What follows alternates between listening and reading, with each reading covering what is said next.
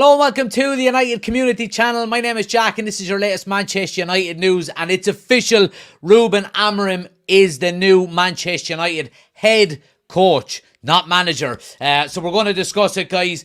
Some really positive breaking news coming out in the last half an hour or so. Ruben Amorim is officially confirmed. Now look, we knew it was happening over the last couple of days, didn't we? But United have released an official statement. So we'll go down through, we'll go through some of the talking points in relation to how long he gets, when he's taken over, who's coming with him, so on and so forth. Please do smash a like on the video, guys, if you haven't done so already. Subscribe to the channel if you're new. But as always, and of course, get your comments into the comment section below. It's really good news, and it's news that we were expecting over the last couple of days. And Ineos, in fairness to them, have moved quick, and they've moved very quick. We'll get straight into it, guys, and get it up on the screen. I suppose, official announcement coming from Manchester United. Ruben Amorim, United head coach. And they go on to say that Manchester United are delighted to announce the appointment of Ruben Amorim as head coach of the men's first team, subject to work visa requirements. Obviously, there shouldn't be too much issues with getting a work visa. He's not a, convicted criminal or anything. So that shouldn't be any issue there. He will join until June 2027 with the club option of an additional year once he has fulfilled his obligations to his current club. He will join Manchester United on Monday, the 11th of November. Ruben is one of the most exciting and highly rated young coaches in European football, highly decorated as both a player and coach. His titles include winning the Premier League twice in Portugal with Sporting Lisbon, the first of which was the club's first title in 19 years. Ruud van Nistelrooy will continue to take charge of the team until Ruben joins. So very straightforward. Sorry, I should probably have that zoomed in for everybody watching on YouTube, but there we go. Ruben Amorim is the new Manchester United head coach. Really good news, guys. It has to be said, and you've got to give credit to Ineos here. They've moved quick to get the man that they wanted. And yeah, I mean, look, a couple of little things to decipher. Obviously, first and foremost, he is getting a 2.5-year contract. So he will obviously, be working up until June 2027 at least. Now, we do know that obviously, United do include that optional 1-year extension into pretty much every contract that they do at the club, whether it be player or whether it be, manager, staff member, whatever the case may be. And look, I think it's a smart amount of time, to be quite honest with you. You don't want to be given big, long contracts. I remember, who was it that got a huge deal at Newcastle? Oh, wasn't Allardyce. It was, I can't remember who it was, but he got a 7-year deal. And, if you sack a manager, then you've got to pay him out. Pretty straight. Pardew, people are saying here. Yeah, you're spot on. Alan Pardew got it. So, look, 2.5 years is more than enough for him to get his feet in under the table and for us to see, hopefully, some good progress from what we're currently experiencing, in Manchester United's first team. And like we said, that option of a further year is there. You would expect that if he's doing well between now and, the end of the 26-27 season, he's going to get offered a new contract regardless. So I think them extensions are good, but I think they're generally there to say, okay, is it working out? We're not really sure whether we should give you a new contract or whether we should let you go. What we'll do is we'll give you the extension for the further year and see what you can do. And it's to protect their own asset more than anything else. And of course, then the other, I suppose, main point in that is that he will be taking over on Monday, the 11th of November. And the 11th of November is significant for Manchester United, obviously, because it's before the international break. So he won't be taking over his first game until Ipswich, which I think is the 24th of November. And as we can see here, let's see. We'll go down through some of the talking points. These are just some of the things that are being said from some of the journalists. While we're on the 11th of November one, have I got something that says that? Yeah, here we go. Man United insist they were aware of the notice period in Amorim's contract at Sporting and sent a delegation to Portugal on Monday to secure an early release. The club are said to be paying an extra 900k above the buyout clause to get him on the 11th of November. So a little bit of pushback from the online fan base more than anything else, saying why didn't we just get him straight away? And legal reasons, like any contract or any job, you've got to serve your notice period unless,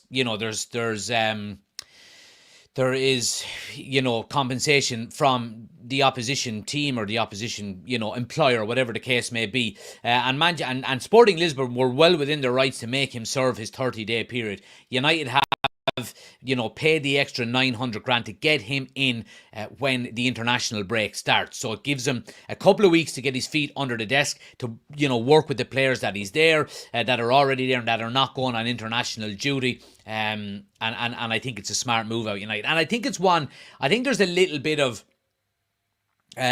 not burning your bridges in relation to Manchester United. We've always had a very good relationship with Sporting Lisbon. When you look at Cristiano Ronaldo, Nani, players that we've got from them before, and you never know when we might be going back to them again looking for more players. So I think there's a kind of a human element to it as well, where United don't want to go and say, we're going to give you such and such, we want him right now, and leave them up shit's creek, basically. So I think it's smart out of United. There's going to be, if we're talking about Gyökeres, for example, a striker, is Ruben Amorim going to go back to Sporting Lisbon in the next maybe 6 months, 12 months, whatever the case may be, looking for players there? And if that's the case, then, we want to have a good relationship with them. So I don't see the issue there. And look, we've got Ruud van Nistelrooy for the next couple of games. I don't think that's a bad idea either, to be quite honest with you. He's a good interim manager. It's not like we've got an interim manager, for the rest of the season and we're going to wait, and,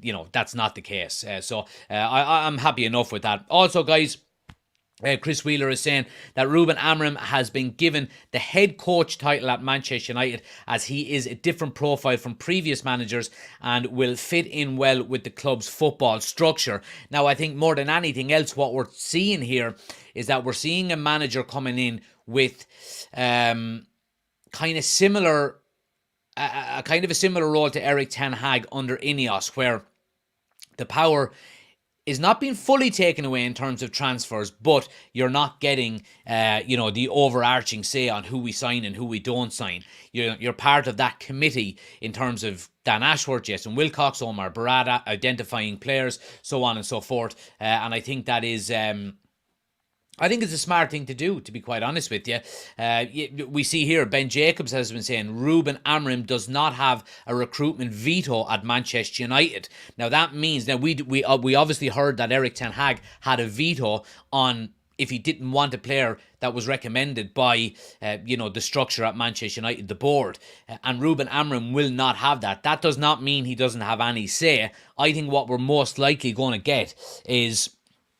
Ruben Amorim will go, I need a striker, and the board will come back and say, well, here's 5 players who we think would fit into the system that we're playing. Pick the one you want most, you know what I mean? And he will pick one, and so on and so forth. He is going to have a say on the players that are signed. He just doesn't have the overall arching, opinion on who comes in and who comes out. And I think that's the right way to do it. I think it's the right way to do it. We talk about having a transition between managers.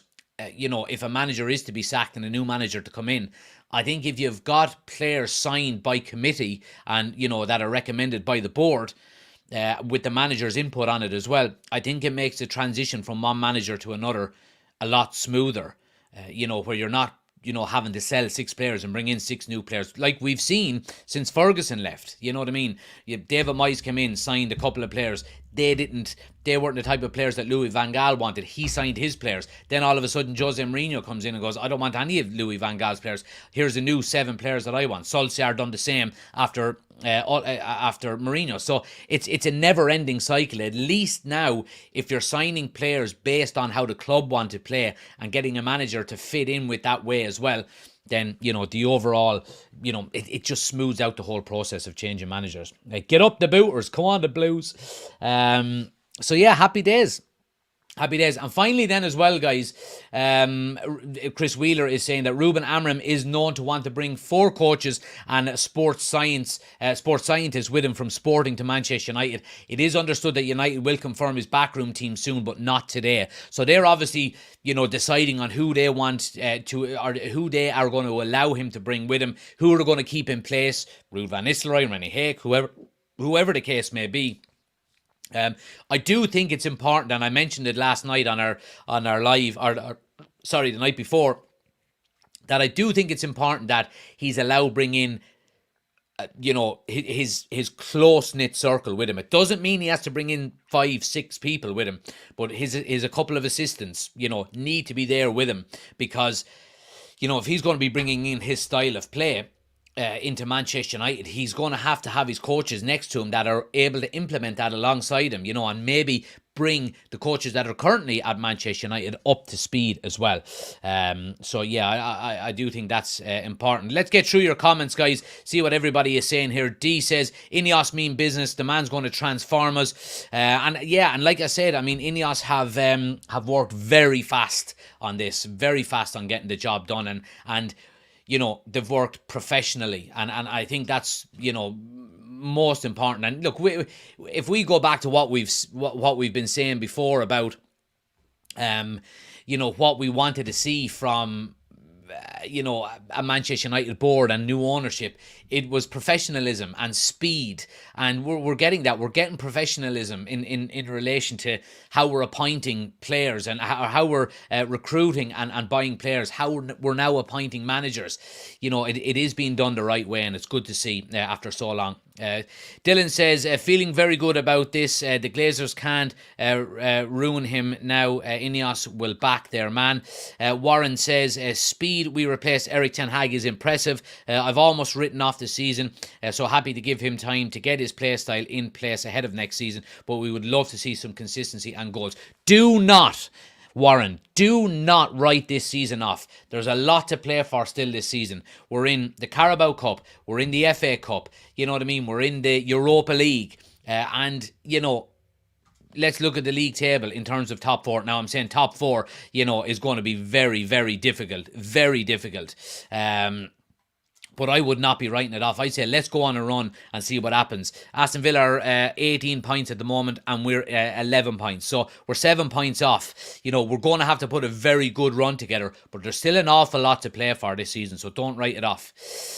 D says, Ruud apparently wants to fall back into the assistant manager role, but he said a conversation between himself and Amorim needs to happen. Look, if Ruud is kept, Ruud is kept. I don't mind. The new manager is in. If he wants to keep Ruud van Nistelrooy, brilliant. If that's the best for all cases, behind the scenes, manager, staff, whatever the case may be, I'm okay. And if that isn't the case and Ruud is to be moved on, then that has to be done as well. Let's move him on. I'm all right with that either way. But look, I do think personally, Amorim should be allowed to have the overarching say on who his assistant managers are.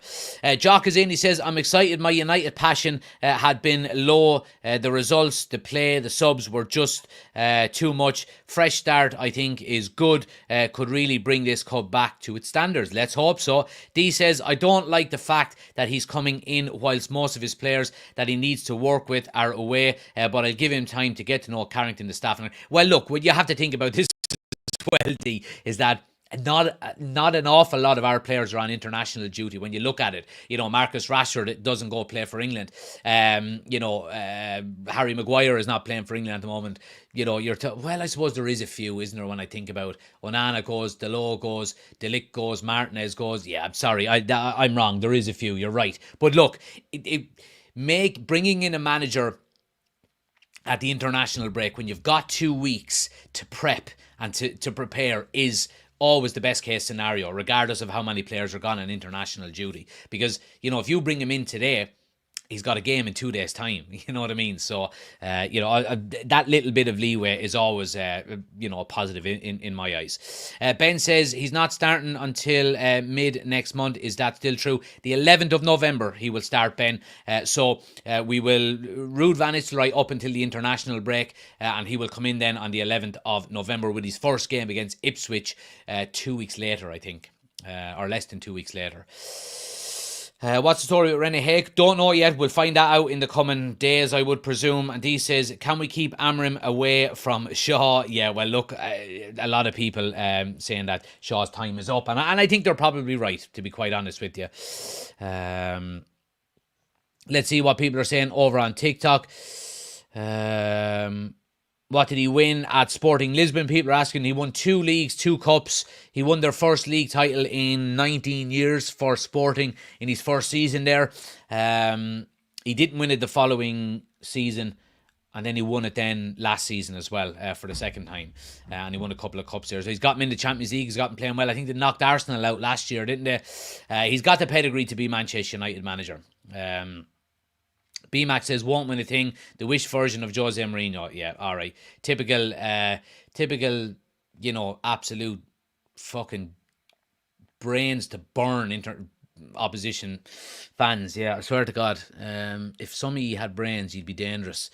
Anyway, good news, guys. Happy days. We've got a new manager. He'll start on the 11th of November. He will be getting a 2.5-year contract with the option of an extra year, so potentially to 2028. And I think, more than anything else, I'm really happy we're getting one of the best up-and-coming young coaches in European football. And, dickheads like BMAC there who don't know what they're talking about, just have to go and read a couple of articles. If you can read, that is every single expert in terms of European football across Europe and across the globe, and managers and, experts, whatever the case may be, are all saying that Manchester United are getting, one of the best up-and-coming coaches in world football. There's a reason why he's been linked with Chelsea, reason why he's been linked with Liverpool, and a reason why he's been linked with Man City. And United have got him. So happy days. Happy days. Guys, I hope you are happy as well. Let me know in the comment section below